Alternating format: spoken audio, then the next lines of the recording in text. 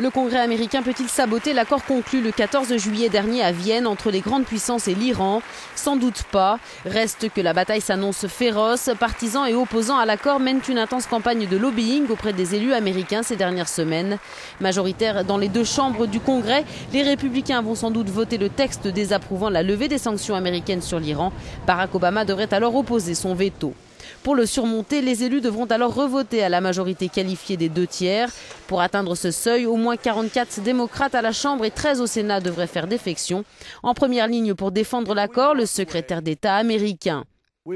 Si nous nous éloignons, nous partons seuls, a dit John Kerry. Nos partenaires ne nous suivront pas. Au contraire, ils se détourneront des sanctions multilatérales difficiles qui ont à la base amené l'Iran à la table des négociations. Nous aurons alors gaspillé la meilleure chance que nous avions pour résoudre ce problème de manière pacifique. Côté républicain, on affiche sa détermination. Ed Royce est l'élu qui a déposé ce mardi 4 août sur le bureau de la Chambre des représentants la résolution de désapprobation de l'accord. Si cet accord se concrétise, dit-il, l'Iran décrochera une aubaine financière.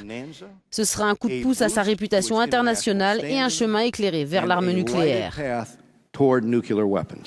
L'enjeu est aussi de convaincre l'opinion publique. Là encore, chaque camp s'organise.